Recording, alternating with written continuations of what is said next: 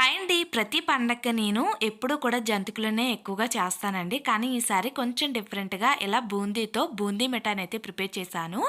ఇది చాలా అంటే చాలా టేస్టీగా ఉంటుందండి. దీన్ని ప్రిపేర్ చేయడం చాలా ఈజీయే కానీ కొంచెం టైం ఎక్కువగా తీసుకుంటుంది. కానీ చాలా అంటే చాలా ఈజీగా ప్రిపేర్ చేసుకోవచ్చు. ఒకసారి మీరు ట్రై చేయండి. నేనిక్కడ 2 కప్పుల శనగపిండికి 1 కప్పు బియ్యం పిండినైతే వేసుకొని, తగినంత సాల్ట్ వేసుకొని, ఒక half teaspoon baking soda వేసి మంచిగా కలిపేసుకున్నానండి. తర్వాత వాటర్ వేసుకొని ఇలా దోసల బ్యాటర్ లాగా అయితే కలుపుకున్నాను.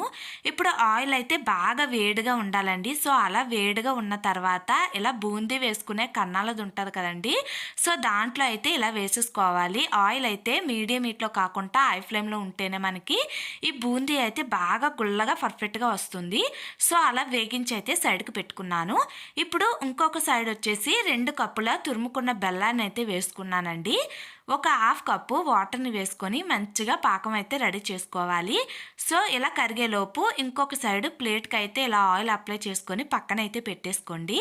ఇప్పుడు మన పాకం అయితే కొద్దిగా రెడీ అయింది. దాంట్లోకి కొంచెం ఇలాచీ పొడిని వేసుకొని కలుపుకోండి. దాని తర్వాత పాకం వచ్చింది రాంది చూసుకోవడం కోసం వాటర్‌లో వేయగానే ఇలా గట్టిగా అయిపోవాలి. అప్పుడే మనకి ఈ రెసిపీ అయితే కరెక్ట్‌గా వస్తుంది. సో, ఇలా గట్టిగా అయిన తర్వాత మళ్ళీ ఒక హాఫ్ టీ స్పూను బేకింగ్ సోడానైతే వేసుకోండి. తర్వాత ఒక స్పూను నెయ్యిని వేసుకొని బూందీని కూడా వేసేసుకోండి.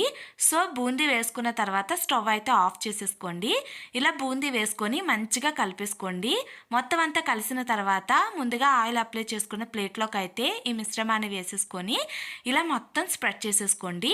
కొంచెం గట్టిగా నొక్కి పెట్టండి. అప్పుడే మనకి ఇది కొంచెం అంటుకుంటూ ఉంటుంది. దాని తర్వాత గోరువెచ్చగా ఉన్నప్పుడే ఇలా చాక్ తోటి మధ్య మధ్యలో ఇలా ఘాటులాగా అయితే పెట్టుకోండి. సో, ఇలా కట్ చేసుకున్న తర్వాత ఒక గంట సేపు పక్కన పెట్టేసుకోండి. గంట తర్వాత ఇది మనకి గట్టిగా అవుతుందండి.